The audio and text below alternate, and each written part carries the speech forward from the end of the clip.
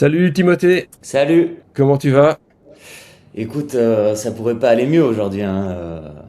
Lendemain de victoire, un nouveau titre, c'est superbe. Effectivement, c'est un contexte idéal pour se rencontrer, pour faire ce podcast, hein, puisque je t'avais contacté il y a quelques temps, parce que j'avais découvert votre groupe sur Instagram. Et donc, pour situer le contexte auprès des gens qui nous écoutent ou qui nous regardent, tu fais partie d'un petit groupe de supporters de l'Union qui est basé à Marseille. C'est ça. C'était ça qui m'avait, je dirais, un peu intrigué en voyant ça. Et je voulais te parler pour voir comment est-ce que finalement des Marseillais ou des gens basés à Marseille se retrouvent à devenir supporters de l'Union. Donc ça, on en parlera dans Ok, quelques c'est instants. parfait. Et Ouais. avant, peut-être, on va pas bouder son plaisir.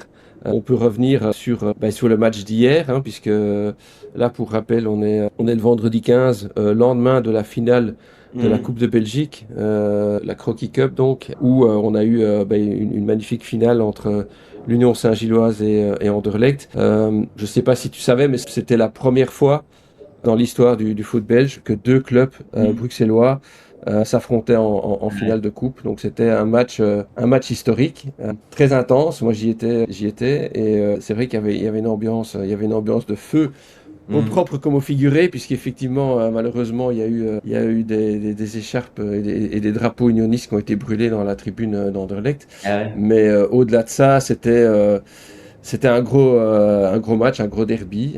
J'imagine que toi, tu as eu l'occasion de le voir. Qu'est-ce que tu en as pensé, Timothée? Alors nous, on l'a vu depuis notre nouveau QG marseillais. Donc c'est notre bar d'adoption qui nous accueille désormais pour tous les matchs, qui s'appelle le Donkey Kong sur le cours Julien. Nous, on est loin de la liesse quand même de l'Union à Bruxelles, puisqu'on le vit depuis Marseille. Mais on le vit tout de même intensément entre nous. Et voilà, ça reste très sympa, hein. Ça reste très sympa et on le vit comme on peut, quoi. On le vit comme on peut et on se retrouve entre nous et puis on chante, on fait nos propres chants et quoi qu'il arrive, on est un groupe nouveau, donc on apprend à se connaître et on le vit quand même intensément. Et c'est vrai que le match était pas, voilà, les 90 premières minutes étaient pas non plus, mais nous, voilà, c'est vrai qu'on discute un peu en même temps, on apprend à se connaître, on a pas mal ri quand même pendant ces 90 premières minutes. C'est vrai que les prolongations ensuite, c'était la liesse, on a beaucoup chanté et c'était assez intense. J'avoue que moi, je parle un peu à la place du groupe, hein, mais moi j'ai trouvé que le but de Burgess refusait un peu plomber le cours du match. Après ce but refusé, bon, sur un hors-jeu, hein, c'est comme ça, le VAR. Maintenant, c'est la normalité. Il faut faire avec. Et c'est dommage. Moi, j'aurais trouvé ça très beau, hein, un but du capitaine à ce moment-là du match. C'était idéal. C'était un beau scénario. Et voilà, ça s'est pas fait. Ouais, Et c'est vrai que ça aurait été bien. ouais, ça aurait été bien.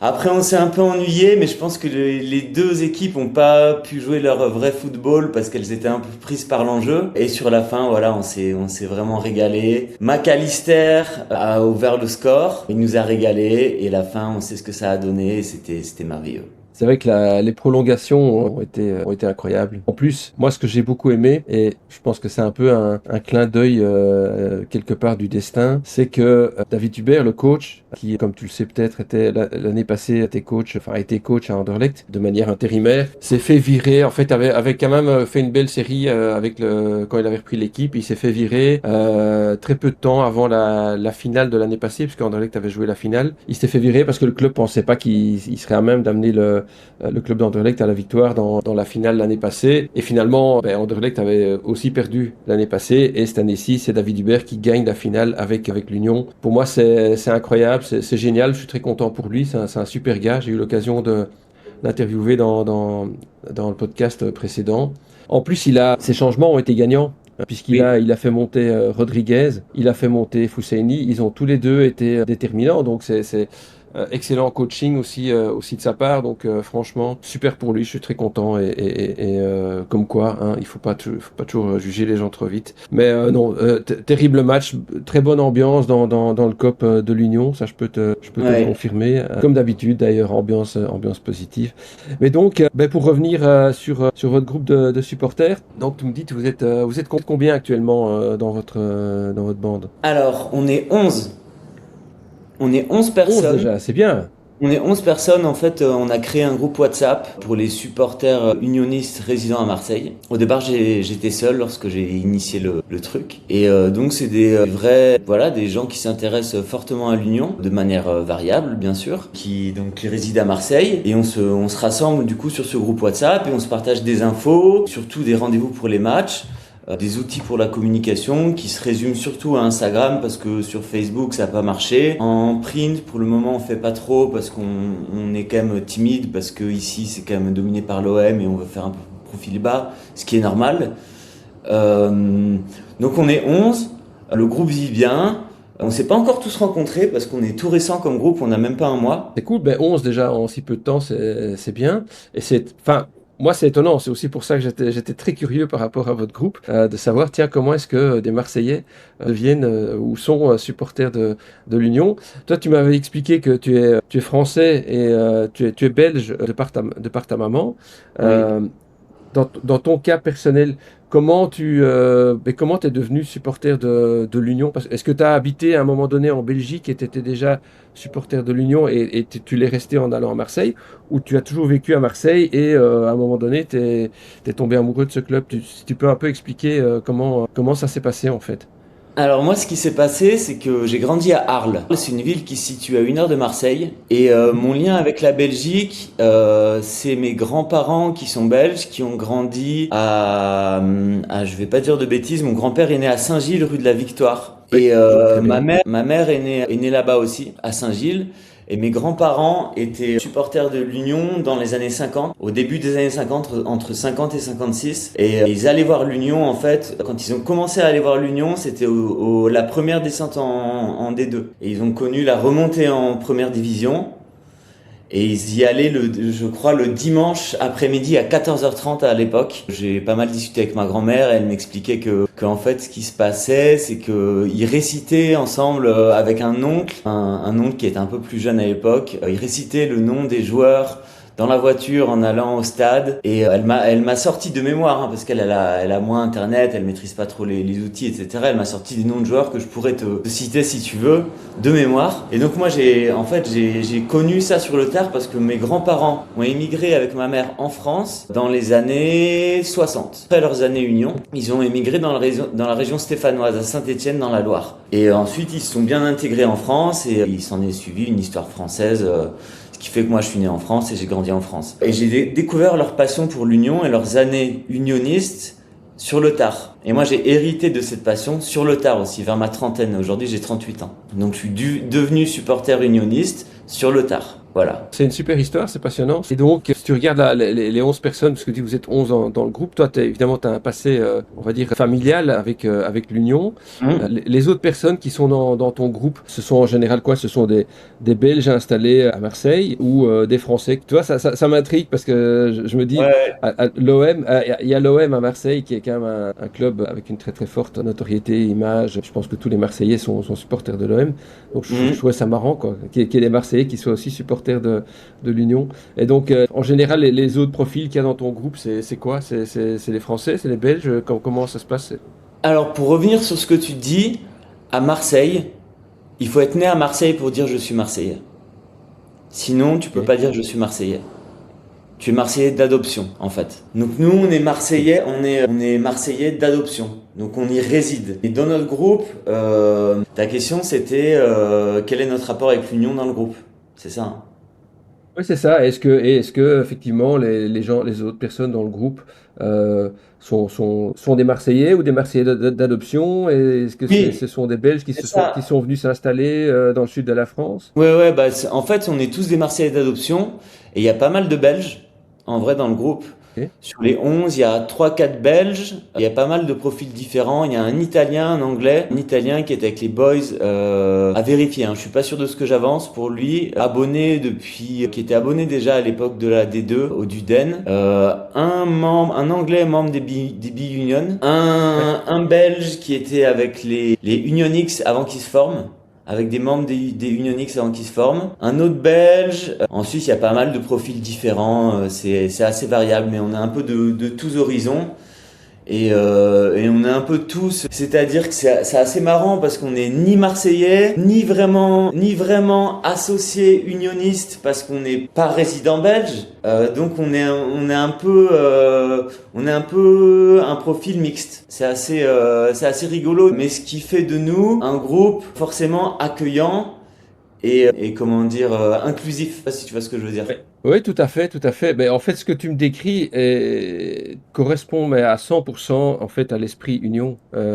L'inclusivité, le fait que tout le monde soit le bienvenu, ça fait partie des valeurs des supporters de l'Union. Et donc, donc pour moi, oui. Enfin, je veux dire, vous êtes unioniste. Voilà, il y a la distance qui fait que vous pouvez pas assister au match, mais avec ce que tu me décris, c'est clair, vous êtes tout à fait unioniste. Donc ouais, ça m'étonne pas. Et puis tu dis, voilà, quand je vois la composition de votre groupe, c'est très multiculturel, c'est multinationalité. Ça correspond aussi à ce que tu vois dans le stade, dans la tribune Est à l'Union. C'est hyper multiculturel, tu as des gens de tous les horizons, toutes les classes sociales, donc c'est vraiment ça, quoi. Je trouve ça génial et c'est une super initiative. Tu me disais aussi que vous aviez cherché un QG, un bar qui pouvait vous accueillir pour regarder les matchs. Et comment ils ont réagi, par exemple, le propriétaire du bar, quand vous êtes arrivé en disant nous on est supporters de l'Union, on va regarder des matchs chez vous, alors que eux j'imagine qu'ils ont plutôt l'habitude de diffuser les matchs de l'OM. Est-ce que c'était plutôt bon enfant, bon accueil, comment ça s'est passé? En gros, globalement, on est super bien accueillis. L'Union Saint-Gilloise, on est super bien accueillis, les supporters de l'Union Saint-Gilloise. C'est avec le grand sourire parce que de toute manière, il y a des connexions fortes entre Bruxelles et Marseille. Et l'Union Saint-Gilloise à la côte auprès des supporters de l'OM et des Marseillais en général. Et il faut dire que la victoire de l'OM ou la défaite de l'Union Saint-Gilloise, selon de quel bord on se place, a aidé de voir d'une meilleure manière du point de vue de l'OM, l'Union Saint-Gilloise. Du coup, on est super bien accueillis partout. C'est très très très très marrant à voir, quoi. Même quand on regarde les matchs en terrasse, c'est très marrant. Et du coup, pour répondre à ta question, on a trouvé un QG, ça y est. Ils sont super sympas. Déjà, on ramène du monde. Du coup, c'est cool parce qu'on a les 11.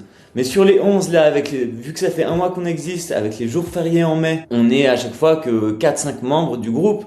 Mais il y a les copains qui viennent, les alliés de l'Union, ceux qui s'intéressent au foot, ceux qui s'intéressent au foot un peu alternatif, parce que c'est ça qu'il faut dire, le regarder du foot belge à Marseille, c'est regarder du foot alternatif. Et en vrai, il y a des gens qui s'intéressent à ça.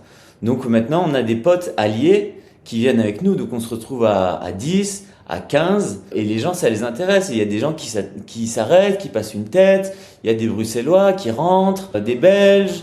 Hier, il y avait un supporter du Standard qui est venu avec nous. Bon, voilà, c'était rigolo, quoi. Et ce qui se passe maintenant, ce qui est rigolo, c'est que vu qu'on a quelques followers sur Instagram, qu'on a fait un réel qui a fait quelques vues, et que ça nous donne un minimum de visibilité, et il y a des Bruxellois et des fans de l'Union qui viennent en week-end et qui nous contactent pour regarder les matchs. Et ça, c'est super cool. Ça donne une petite dynamique, et nous ça nous fait voir des gens, ça nous fait rencontrer des gens, ça nous fait grandir, et c'est sympa en fait, et c'est sympa. Écoute, petite anecdote par rapport à ce que tu racontes. J'ai une collègue au boulot qui s'appelle Alexandra, d'ailleurs si elle nous écoute, je lui fais un coucou, qui était il y a une semaine en vacances à Marseille entre autres, et elle m'a envoyé un message WhatsApp avec une photo d'un grand écran qui diffusait un match de l'Union dans un bar, et en regardant la photo et en regardant votre publication, j'ai remarqué que c'était votre bar, quoi. Et elle m'a dit ouais, on est tombé par hasard dans un café qui diffusait l'Union, et donc ils sont restés pour regarder. Je dis oui, je lui dis écoute, oui, c'est un groupe unioniste qui est basé à Marseille. D'ailleurs, je vais bientôt les interviewer dans le cadre du podcast. Donc comme quoi, c'est le hasard, mais c'est juste incroyable, quoi. Donc c'est super marrant. Et donc comme quoi, oui, écoute, c'est clair que, voilà. Donc du coup, je passe un message à tous les unionistes qui nous écoutent. Si vous êtes dans le sud de la France, vous passez à Marseille, allez faire coucou à votre groupe. Comment s'appelle le bar dans lequel vous allez? Le Donkey Kong. Le Donkey Kong, voilà. Donc si vous passez à Marseille, allez au Donkey Kong. Ouais, on l'a choisi parce qu'ils sont sympas et parce qu'ils sont moins marqués OM. C'est un sports bar en fait. Et du coup, ils sont d'accord pour passer un peu de... Même hier, ils ont ouvert plus tôt pour la finale. Mais voilà, ils sont cool, c'est pas trop cher, c'est détente. Parce que tu me disais qu'effectivement, depuis la rencontre qu'il y avait eu entre l'OM et l'Union était... Enfin, les gens commençaient à connaître un peu l'Union à Marseille. Comment, enfin, je sais pas si tu as l'occasion d'en discuter parfois avec des Marseillais, comment est perçue l'Union à Marseille? Je sais que par exemple, à l'Union, il y a quand même pas mal d'unionistes qui sont aussi supporters de Marseille. Mais comment est perçu le club là-bas en France? Alors, il y en a qui parlent d'amitié quand même. Mais amitié en foot, faut savoir que c'est un grand mot. Amitié, c'est quelque chose d'officiel, une amitié. Et il n'y a pas d'amitié officielle entre l'OM et l'Union. Non, En tout cas, effectivement, oui. entre les ultras. Et Je sais qu'il y en a avec le Standard d'ailleurs, hein. Je ne sais pas si tu le ouais, savais, il y avait des amitiés entre le Standard et l'OM. Mais avec l'Union, ouais. effectivement, il n'y en a pas de manière officielle. Bon, moi, je parle d'Insta parce que je gère le compte Insta. Gram, et j'ai reçu des messages cool, des messages de soutien de la part de supporters de l'OM qui ont vécu des belles expériences pendant la rencontre, des expériences de rencontre de supporters pendant le match de Champions League et des messages de soutien. Du coup, il y a des belles choses. Et après, petite anecdote, on a essayé de lancer un chant, notre propre chant, voilà, USG Marseille, et qui a pas trop fonctionné sur Internet. Donc, on le garde pour nous pour le moment, où on parle un peu de Marseille, un peu de l'Union. Et en fait, Marseille, c'est tellement marqué OM que quand on dit le mot Marseille dans un chant, les gens pensent OM. Sauf que Marseille, c'est une ville avant d'être un club. Et voilà, donc c'est un peu complexe, mais globalement, l'accueil est super. Et les Marseillais aiment l'Union. Voilà, clairement. Ah bah, c'est cool. Ouais, bah, je pense qu'il y a quand même quelques points communs entre les supporters, hein. Donc, bah, c'est bien, c'est cool, c'est chouette. Juste pour finir, les supporters de l'OM disent tant que vous n'êtes pas des fachos, c'est bon. Ouais, bah ça va, ils peuvent être tranquilles. Il y en a pas, il y en a pas à l'Union, donc ça c'est cool. Bah écoute, super, Timothée, je te remercie beaucoup. C'était vraiment très intéressant et j'espère pour toi, j'espère vraiment que votre communauté elle va encore grandir Ouais. et voilà et que vous avez de plus en plus de sympathisants de l'Union qui viennent vous rejoindre. Et alors effectivement, les Belges qui sont de passage là à Marseille, s'il y a des matchs de l'Union qui viennent, qui continuent à venir vous voir et assister les matchs avec vous. Et peut-être, qui sait, si un jour vous avez l'occasion d'organiser un déplacement à Bruxelles pour venir voir un match de l'Union, ce serait top. Et je pense on serait très Ouais, bah content l'année prochaine, on aimerait bien, de vous accueillir ici, quoi. l'année prochaine, on aimerait bien faire des déplacements, ce serait super, ouais. C'est un Ouais. projet. Ah oui, parce que bah, de toute façon, l'année prochaine, on est déjà qualifié de toute façon pour la Coupe d'Europe. Ouais. Ce sera soit la Champions League si on passe les barrages et dans le pire des cas l'Europa League. Donc espérons qu'il y ait effectivement des déplacements où on pourrait se voir. Ce serait vraiment chouette. Et qui sait, peut-être de nouveau tomber sur l'OM. Enfin, je connais pas par cœur la situation de l'OM actuellement en termes de qualification pour des Coupes d'Europe, mais si on pouvait de nouveau les rencontrer et à l'OM, ce serait sympa aussi, hein. Moi, je t'avoue que je regrettais un peu en fait que le match contre l'OM soit à Bruxelles. C'est un déplacement que j'aurais vraiment aimé faire. Vivre l'ambiance là dans le stade Vélodrome. Mhm. Mais bon, qui sait, ce sera peut-être pour une prochaine saison. Une dernière chose avant de clôturer, pour les auditeurs qui veulent vous suivre sur les réseaux sociaux, sur Instagram, si tu peux nous donner le nom de votre compte.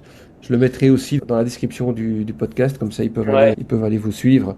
Donc comment s'appelle votre compte sur Instagram? Alors, avec grand plaisir, c'est Union-SG. On est sur Instagram et sur Facebook. Ok, ah bah génial.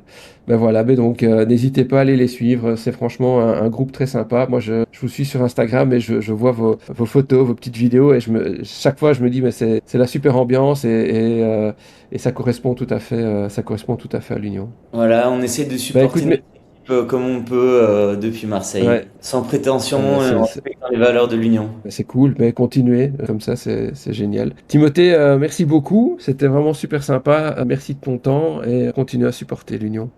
Ouais, un grand merci à toi.